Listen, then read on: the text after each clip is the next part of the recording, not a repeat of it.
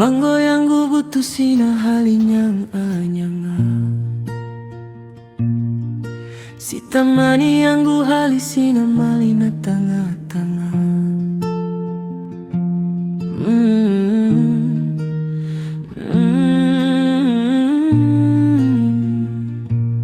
Yeah. Kevin. Naam. Hebu njoo mara moja. Njoo. Ngoja hapo. Hapa nilipo sijitambui wa kike au wa kiume. Sina nyuma wala mbele. Sinogi kwa nazimie wala tembele. Acheni tu mini chekwe. Mipango yangu butu, mie butu. Hivi macho yangu butu, mama we butu. Njoo bwana, kuna jambo tushauriane hapa. Butu. Sasa hizi sababu zenu unaona kama hazijakaa vizuri. Butu.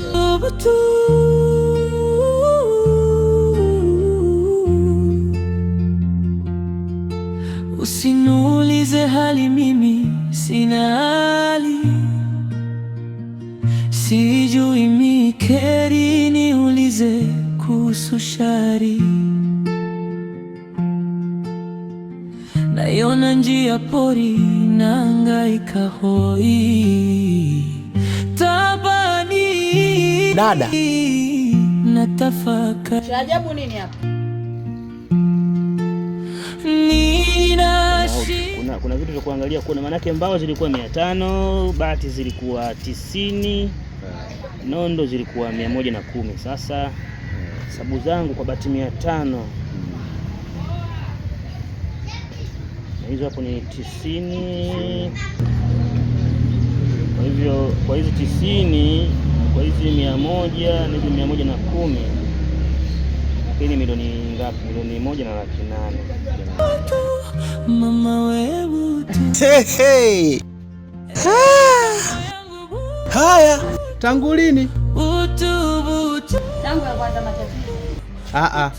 Dada, mimi sivyo hivi nilivyokuzoea. Haya matatizo gani wewe yalokukuta mpaka unakuja sehemu kama hii? Ndio itabidi unizoee kulingana na matatizo yangu. Sasa nikiangalia hapa pesa inayokuja na matumizi yenu ilikuwa shilingi 180 Matumizi. Matumizi yenu haya. Angalia sababu zangu kama hajakaa vizuri. Sasa ngoja. Matatizo gani? Kodi ya nyumba. Shida leo nataka kuzijua hapa. Nimefika mpaka kwa kaka mkubwa. Nimeenda kumweleza shida zangu. Mimi mwenzenu nina shida na matatizo. Familia yangu inapayapaya. Sina hata pa kuiweka. Kodi ya nyumba tu inanisumbua. Lakini mwisho wa siku kaka mkubwa ananiulizaje, hao watoto hawana baba? Ndio baba leo nimekuja kumtafuta hapa. Na nilijua tu mtashangaa. Kwanza hiyo kodi yenyewe shilingi ngapi? Ya miezi 2 tu. Sasa wewe unadaiwa kodi ya nyumba. Umekuja hapa unaipiga 1 2 3. Hasa hiyo kodi ya nyumba ndio itapatikana hapa kwenye vitu vya hivi. Tokea mtu anataka kampani ndio anapokaa pale. Na mimi ndo 1 2 3 tunavyojuana. Ili mradi mimi kaka yetu alivyosema kwamba watoto wana baba, ndio baba nitampatia hapa. Kwa hiyo tuseme umekosa mtu wa kukushauri kwamba ukafanye kitu kingine mpaka uje hapa, au yani shida ni nini?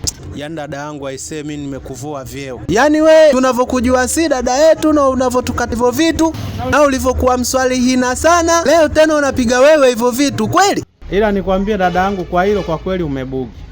Yaani kama ndo dada wewe ambaye tunakutegemea kwenye maisha yetu. Hapana, bora hata ungeuza hata machungwa. Sawa. Huo msingi wa machungwa utanipa. Maana huo msingi hapa mimi nimeuza viatu vyangu hapa. Mimi nakuchana dada yangu, hayo sio maisha, unapotea. Nasemaje, mimi nilijua tu kama mambo yote itakuwa mkosi tu. Basi njoo uje umwagilie wewe moyo. Sasa unaenda wapi? Asibona ungeuza hata machungwa.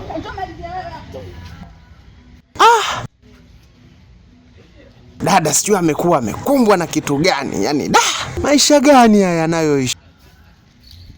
Hapana, na amenishinda tabia. Hapana. mwenzenu sielewi na wala sieleweki, utu kila jambo mbutu, mipango yangu butu mie. 1,800,000, 1,180,000. Zimekaa vizuri, kumbe ni mimi tu ndio nilikuwa nichanganya. Haina shida. Sasa bwana, mimi nimemisi muda wote sijafika kazini kwangu. Kulingana na hayo ambayo nimekwambia, watu na wadai lakini wananisumbua. Sasa ngoja mimi nishughulikie madeni mwezi huu wote na madeni yote niyashughulikie. Sawa. And then nikisha kaa sawa, nafikiri nitaingia kazini. Sawa. Tunakokuaje? Haina shida. Nashukuru mji umefanya kuwa mzuri.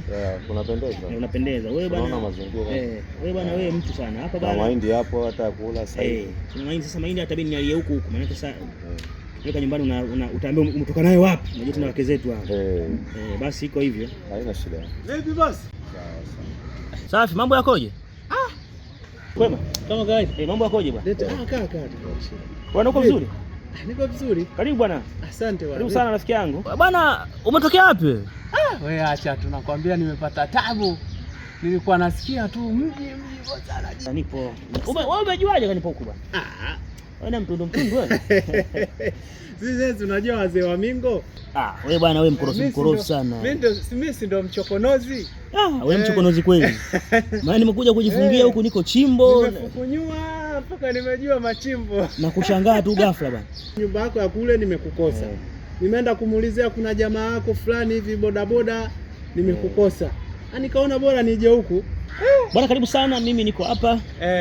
Mimi hapa ni nyumbani pia katika miji ambayo nimejaliwa kumiliki, na huko pia ni mji na umiliki. Kwa hiyo mimi niko huko, kuna watu na wadai na napambania madeni yangu kidogo hivi. Akishakaa sawa nitaonekana huko.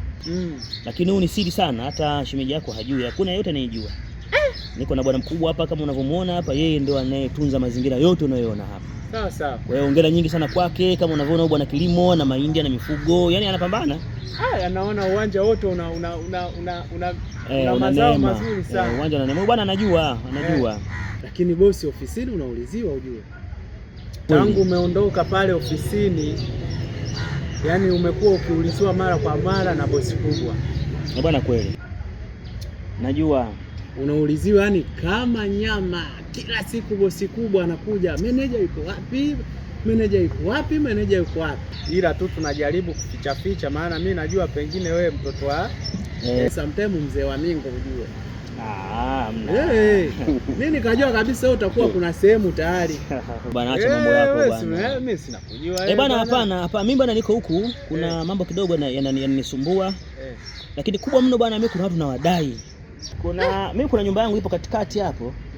Kuna watu nimewapangisha, wale wa kwanza walikaa karibia miezi 8 hawajalipa kodi yangu, nikawafukuza.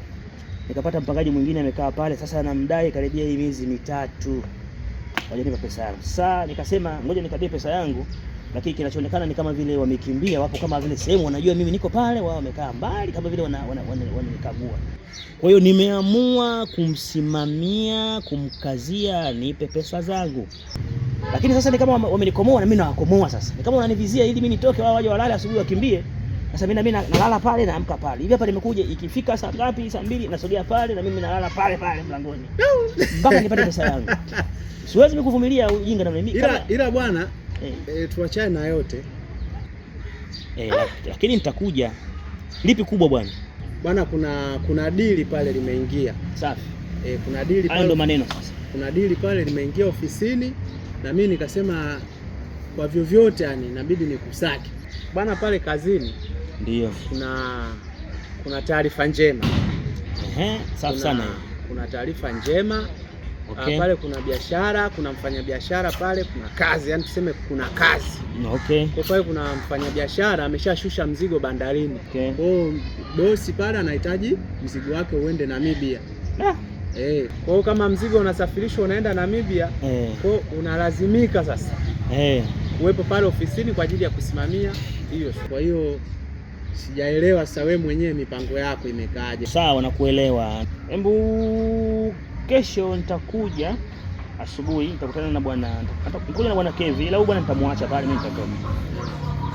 Kuna baadhi ya mambo atayafanya, ila mimi nitakuja mara moja kuweka sawa, kufanya mambo ya signature na nini. Ila nitatoka kidogo, lakini huyu bwana nitakuja naye nitamwacha. Bwana utasimamia hiyo? Haina shida. Fika pale nitasimamia. Kwa kesho nafikiri tutaonana, lakini mimi bwana mtanimisi kidogo kwanza. Lakini huyu alikuta hapa mzee wako? Hapana, huyu bwana huyu si mzee wangu. Huyu bwana nina majukumu naye ya kikazi. Kwa hiyo amekuja hapa na yuko na mdogo wangu huko. Kuna mambo wanaendelea nayo. Baada ya hapo tutakutana naye, mambo yetu ya kikazi haya. Tutajua baadaye mdogo wangu. Hebu hilo liache kwanza hilo. Haya, hamna shida. Mimi bwana naondoka bwana. Bwana shukrani. Sema baya. Hamna. Baba. Fresh bwana. Sasa uwe na kaba basi mwanamume. Haina shida. Mimi kitu hizi. Mimi nalo kaba. Uwe na kaba basi, ndio maana tumepewa hiki kitu hichi. Nalo. Hamna shida. Kuwa na amani. Mimi najihifadhi sana huku bwana. Iwe siri yako sasa. Sasa bwana nimekuta kule huku bwana chimbo hili bwana. Shukrani sana. Mama wewe tu